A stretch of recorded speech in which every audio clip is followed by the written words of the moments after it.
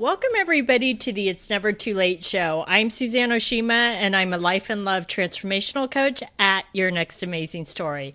Today, we have a very special guest, Nykki Hardin, and she's a psychic medium and a spiritual coach. And today, we're talking about how it's never too late to reinvent your life after 40 and beyond. So welcome, Nykki. I'm so excited to have you here. Thank you so much. It's such a pleasure to be here. I'm really looking forward to our conversation. I feel like we have so much to talk about, you know? I know. Well, before we jump into it, though, can you share with the ladies how you became a psychic medium and a spiritual coach? Sure, absolutely. It's actually a really great story because it's led me to where I am today, which is in Maui. So essentially, one of the most common questions I get is, have I always known I was psychic? And the answer is, yes, I have. Have I always been transparent about that? Because when I was a young girl, I learned that when I knew things about people, it scared them and weirded them out.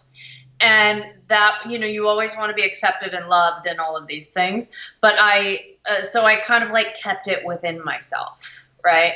And then also I was in an environment, like a living environment that was quite traumatic, extremely traumatic. Right. So that is how leaning into what some might call, we all have our superpowers. Right. So my connection with source and my ability to kind of be able to predict circumstances was in essence my survival. It's what kept me going. Right. Mm-hmm.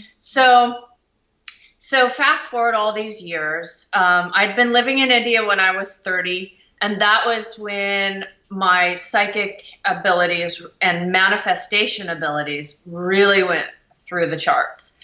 Up until that point, everything I had been doing was really with nutrition, and I was on a path of healing myself from depression from the loss of my mom. I was looking for the power tools. That led me into detox, which absolutely completely changed my life. I think detox, the way that I talk about it, and, it's very woo-woo, but it's the truth. Detox has a way of taking you back to your God self, right? And the clarity. So as a result of all of this, I ended up formulating my own therapeutic grade detox cleanse products and putting together transformational cleanse kits.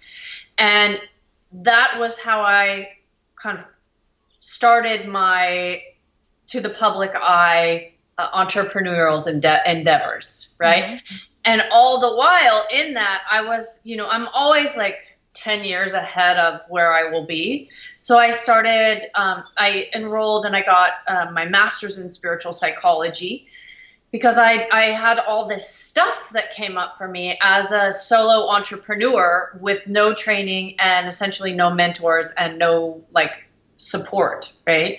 And I knew if I don't do something, I'll get out, right?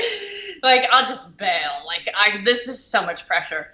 And so that's when I learned that. And then I'd always known, again, that I was psychic and I would channel for a lot of my friends and also my clients that I was working with, because, people would start to kind of trickle in, and they were people that I could help easily, right? It's because it's wired in me. Mm-hmm.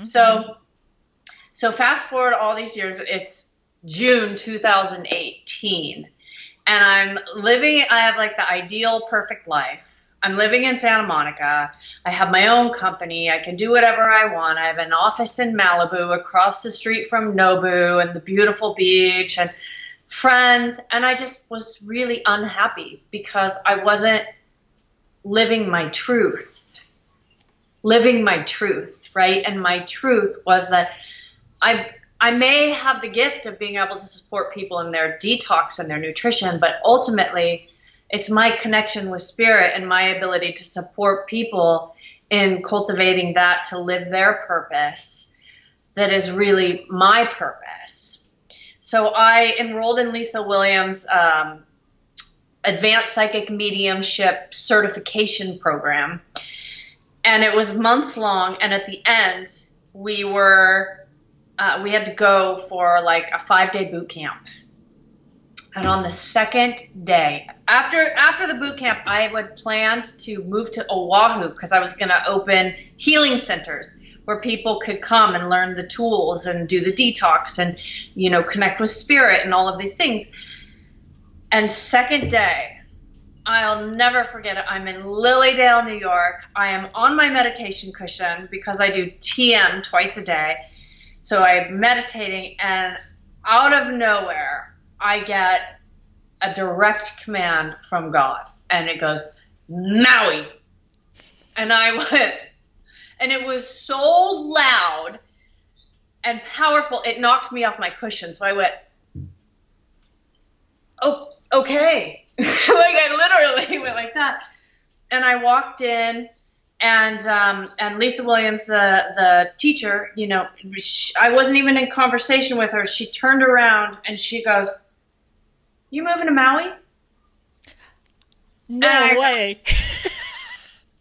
Well, I'm definitely going there. So that's my long answer around, you know, how I got into being a psychic. And essentially, once I got through that certification program, the way that psychics say it is, I came out of the closet, you know, where I started leading as like, no, this is who I am and what I can do, you know, instead of just holding on to it. And now the detox company still lives, and it helps my people, and it does what it does. And I'm doing my readings, and I'm doing my coaching, and I live on Maui. Well, and what people don't know, ladies don't know, is that this recently happened, that you moved from Santa Monica to Maui. It's not like this happened years ago. How long ago did you move to Maui, Nykki? Okay, so the certification program was in September. By November, I split the month between Maui and Oahu so I could feel the vibration of the islands. And it was very clear it was Maui. So this is literally a year and a half-ish ago, right? So then that started in 2019. Essentially, I was back and forth and back and forth and back and forth every month coming here. And then I got a place, and I was back and forth, and then it was so clear it's time to let go of that. So by August, I literally just had my 6-month anniversary of being full-time on Maui. Aww. All my inventory's been shipped over. Like, I sold everything I owned, my car, everything. And now I live here. And you know, there's a saying that I say and we say, and that's that spirit really meets you at the point of action. And when you're following your heart and you take that leap, you'll be met with challenges, but you'll always be met and caught. And I really believe that. And my life is a reflection of that. Oh, I love that. And so I think it's important for women to understand, because when you and I first met, when you told me you were in your 40s, I was like, what? You look so young. And so I just want to clarify that she's not like some 30-year-old telling 40 and 50-year-olds that you can reinvent your life, that you are actually in your 40s, right? Yeah, 42. Yeah. 42. And what I love about your story is it's because you look like a California girl. You really do. And I'm sure you've heard that 100 times. But you didn't grow up in California. Like, you came from a totally different environment that California and Hawaii were like not in your blood. Where'd you grow up? Yeah, I actually grew up in Oregon. So, yeah, I grew up in Oregon. And after I graduated college, I've lived in 17 cities now and 7 countries. And it's not been something that's been handed to me, right? It's all been me taking this big leap, because I came essentially what most would say from nothing. Mm-hmm. You know, we grew up single parent, no father, no money. You know, that was the family situation, right? So I've always like made my own way. And have I received blessings and gifts and miracles along the way? Absolutely. We all have. No one is really self-made. Right. No one, because everyone has support along the way, you know? Right. So now, Nykki, I know, you picked up and you moved from Santa Monica, but it wasn't like this cut and dry thing. Like you talked about, you did the going back and forth to make sure that it really felt right to you. And, you and I have that in common and for those in the audience that don't know this, is that I just moved recently from New York to Newport Beach at 55, which, and I think the difference though, because a lot of people, I don't know if you got this, Nykki, but a lot of people were like, oh my God, you're so brave, you're so fearless and blah, blah, blah. And I'm like, yeah, I'm brave, but I didn't do this without fear. You still have fear, but I don't let the fear control me. I move through it and I step towards it. Even if it's baby steps, I still step towards it and step through it. And so that it doesn't control me. Can you speak to that for you? Because I think people might look at you and go, oh, well, she's just fearless. That's her personality. Yeah, no. And that's one of the reasons, I so believe in coaching. Why? Because I have coaches in all areas of my life. I have coaches, I have mentors. Even I love to exercise. I pay people to hold me accountable so I don't go to the gym and work out. Kinda, So, so when you're taking these leaps and you're getting out of your comfort zone, I'm human. I fear, like those thoughts of defeat, right? Like, oh my gosh, what's going to happen? Carrying 2 rent payments, not exactly in, the middle of America, in like some of the most expensive places and even in the world, right? And like just trusting, like leaning into all of that, and all that stuff comes up. And that's why I'm so grateful to have gone through all of the training, because I've really mastered how to be with myself while I go through that, and then to transcend it, and that's what I love helping my people do, right? Mostly I'm working with spiritual businesswomen. Imagine that, right? And so often what I see people do is that when the fear or the resistance comes up, they think, oh, I must not be capable of doing da da da da da. And so that will lead them to procrastination. Or what they do is they aren't both feet in. And so they've got one foot in, one foot out, so their results show that. So then they just bounce to the next thing rather than committing all in, And so those are some of the things that I just I want to offer to maybe your audience as like things I see over and over with my clients, and even I saw with myself, where when you're going to have fear, you're going to have resistance, even when you're getting like miracles over and over. Like when that next jump comes or that next piece lands, you're going to be like, okay, I gotta go. It's all on me. It's all in my control. I got to figure everything out. And the fact is, you're human, and just keep going. Keep your eye on the prize and let it come out and move through, because, we're all human. And if you're on the path of growth, you're stretching, right? You're always stretching.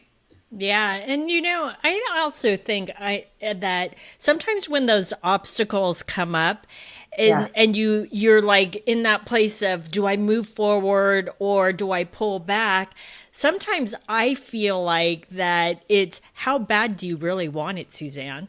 And are you going to let this stop you, or are you going to move through it? Because what I always tell myself is, you've been through harder things. So if you really want this, step through it. And for me, I don't know if this is true for you, but I would love for you to share. But I found that living in New York, and I lived there for 22 years, I know, it's crazy, right? But at a certain point, I started to feel like I was so in a routine, and I felt like I stopped growing. And that's when I knew that I needed to move. And I didn't know where. I thought about moving. I'm originally from San Francisco. I thought about moving back to San Francisco, but I was like, I don't really want to move there. And then like you, I had the same thing happen. All of a sudden it came to me. It was like Newport Beach. And I was like, okay. And that's not like me. I'm one of those people that has to think everything through. When it came to me, I just knew in my heart of hearts. But then I did that thing like you did of the research, coming to Newport Beach, finding the right place so that it didn't feel as scary like doing it cold turkey, right? Yeah, totally. Totally. Well, and part of that, I mean, when you take these leaps, it's like there are, in essence, like kind of calculated approaches, like going back and forth so you make sure you find the right place is actually you being smart and taking care of yourself instead of selling everything you own and buying a one-way plane ticket. I used to do that. Actually, that's how I went to India. It's totally true. Like, no home, one-way ticket. Where are you going to stay? I have no idea. And I did that all through Southeast Asia for many years. And now it's like, when you get to a level where you actually have more responsibility, and that's the difference now, right? Like I have essentially like 2 companies existing that I show up for my people. Like that's who I am. That's what I do, right? So that's not the same as just being able to like pop around and do whatever whenever. And so not only that, but it's like you take these calculated risks, for lack of better ways of saying, by just making sure that your ducks are in a row so that you can like take care of yourself along the way and then meet your responsibilities like with the fullness of who you are. Right. Right. So what would you say to the woman that says, oh my God, I wish I could be like Nykki and Suzanne and just move wherever, to Hawaii or clear across country or even to the next state. And she's like, but I'm afraid and I don't think I can do it. What would you say to her? Pay to play. That's what I'd say. I call it pay to play.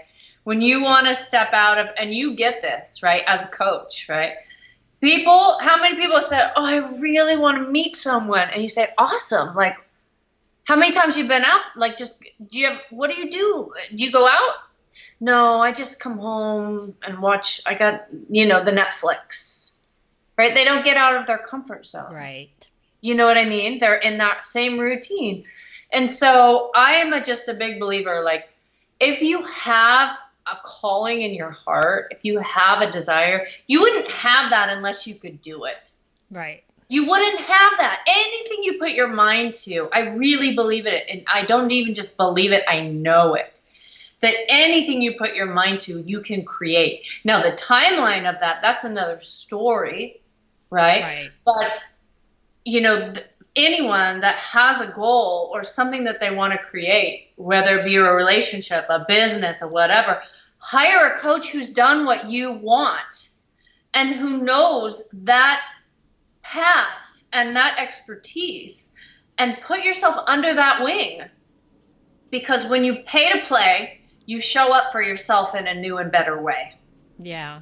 And there's nothing wrong. I like how you said, I mean, we're both coaches, but, and this isn't about you or I getting new clients. This is about setting really yourself up for success. Well, yeah, it's okay to ask for help and have that coach, because I find all too often that a lot of strong, independent women in midlife think, oh, I should be able to do this on my own and I don't need anybody. But we weren't brought on this earth to operate solo, being the lone wolf, is that we all need each other and to get that support. And I remember when I first talked to you and interviewed you last year and you told me you were moving to Maui, I was like, oh my God, she's kind of doing the same thing I was. And I was really excited because it was one of those things where I felt aligned with you. And then when you reached out to me, I was like, oh, I have to interview her on her move because I want to see how she's doing and really to to inspire other women, to make them realize that you and I are no different than them. It's that we just chose to step through our fear, but we didn't do it alone. We got help along the way wherever we needed it, whether we had a coach or whatever it was, or even asked friend. Like, I don't know about you, but I had a friend that already lived in Dana Point, which is south of here. And I asked her for help in certain things that I knew I couldn't do alone. And it's hard too when we're strong, independent women to ask for help, but you have to ask for help. Absolutely. And that's, when I was moving here, right? One of my dearest, closest friends was just telling him about what was going on. And he had timeshare points. And it was getting towards the end of the year, the first time I came out. And he wasn't going to be able to use them. And they were literally just going to go into thin air. And he said, when you're ready to do that, let me know, because your stay might get paid for. Like, please use them. Like, I don't need anything. I just want them to get used. Yeah. Because they go into nothing, and I've already paid it. Like, it's a sunk cost. I'm not trying to reap anything, right? And so I said yes to that, and then I kept getting in my meditation, over and over, I got to go back. I need to go in March. I need to go in March. I need to go in March. And it was so clear. And I kept seeing the same image from the condo where I stayed and the timeshare points, and it being like important to reconnect with that same energy field. And man, it took everything in me to like send him an email and say, listen, do you have, if you have extra timeshare points that you might be willing to share, I'd really love to go back to Maui. And I'm happy to pay, but I keep seeing this, and wow, even just thinking about that now, like, as someone who rarely asks for help, like, I freaking do everything on my own all the time, what a gift for me, like, to be able to do that for myself, and then to be met. Oh, absolutely. When do you want to go? Well, you know what? I think it's important to point out, Nykki, is that you were, as a strong, independent woman, was willing to be vulnerable and say, hey, remember when, and if you could. And it's also about being able to receive, because what I find, I don't know if you find this, is that a lot of strong independent women, we're good at giving to other people and helping other people, but it's really hard for us to receive. And so the fact that you were able to take him up on his offer and receive that and not feel like, oh my God, I owe you the world, or I owe you $1 million. It's like he wanted to help you, right? Yeah. Yep. Yeah, and people love to help. Yeah. I think that's important for women to understand that too, because it's about being vulnerable and putting yourself out there and being able to say, hey, do you know anyone? Or I need help. Like when I did the opposite, when I moved from San Francisco to New York 22 years ago, I knew one person and she lived in New Jersey. And I was moving to Manhattan. I wasn't moving to New Jersey, but it was funny because I reached out to all of my friends and said, hey, who do you know there? And I reached out to this one woman that a friend referred me to. We had never met. And her name was Colleen. And I reached out to her, and she threw a dinner party for me so I could meet people. And it's amazing. And her and I she's like one of my best friends. We go on vacations all the time. But it was me being able to be vulnerable and saying, hey, I don't know you, but my friend told me to contact you, right? Absolutely. And I love that you share that, because what I wanted to share is every time I've noticed when I have overextended myself by asking for help, I'm sorry, it's like the hysterical. That actually opens a door. It becomes a bridge of connectivity to that person, and the opportunity to be able to share time and space in a way that ends up actually like creating something really beautiful, right? Whether it be long term or just in those times. So it's just like what you said, where she ended up becoming one of your really good friends. Well, you never could have had that friendship, which you love and treasure so much, had you not like gone way out of your comfort zone and asked for help, you know? So it's really, it's so interesting, this, you know, back and forth that we can play. And I do also want to speak to something. I'm actually in the process of publishing my memoir. And one of the things I remember writing about, which was one of the reasons I believe that I used to not reach out for help, was because I was raised in a transactional society and a transactional home. And I was raised on the premise that if you do something for someone, even if you don't ask for anything, that then you have like a one-up, and, you know, and they owe you something. And I think it wasn't until I dissolved that inside of myself, like I literally, anything that I say, yes, I will do that for you, I do it with zero, I have zero expectation other than I want help. Yeah. And I don't do it hoping for anything in return. And when I dissolved that transactional piece inside of myself, I noticed that it like dismantled one of the reasons that I wouldn't reach out for help, right? Yeah.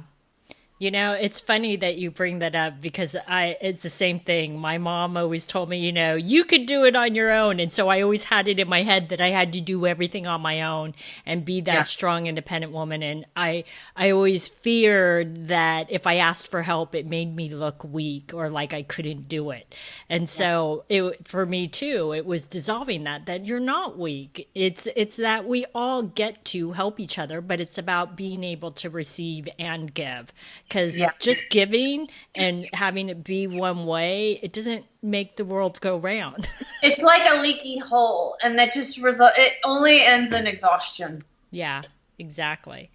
Well, so Nykki, I know, tell the ladies, because you're in Maui now, so what's the big next for you? Because I know you have something planned, so what's the big next for Nykki? And you and I don't even know, so I need to know. Oh my gosh, it's hysterical. Like, I laugh because, you know, there's part of me that's leaned into, like, everything is different, and I don't know, like, I don't have my plan, you know, but I totally have a plan. So I would say in about 6 months, I'll be publishing my memoir. And I'm currently looking at homes here, and will be leading transformational retreats. So they'll be very kind of small and intimate. So it'll be a space for women. I mean, it'll be open to men, but, you know, it's always like, seems like the women flock, right? To come to get the self-care, the nurturance, and then also the tools to work through their stuff that's keeping them from living their purpose.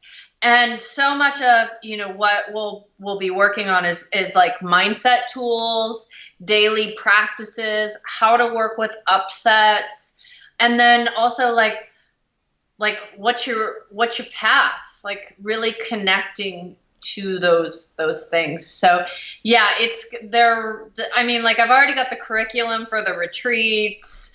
I already like have the whole, it's going to be like mind, body, spirit, play, fun, rejuvenation. Awesome. Yeah. Well, so Nykki, how can the ladies find you? On my website, it's NykkiHardin.com. So it's NYKKIHARDIN.com. And it's like everything is right there. There's even a contact form. So it's really easy to get a hold of me in.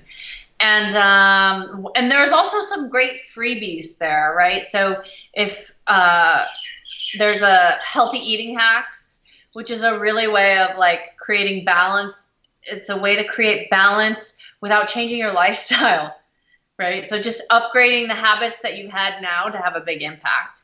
And then my top 10 favorite morning rituals, which I'm sure you understand, like the importance for, like, as I've gone through all of this, right, and all of the fears and all of the things, one of the biggest and most important pieces that anyone can put into their day is that morning routine for themselves without technology.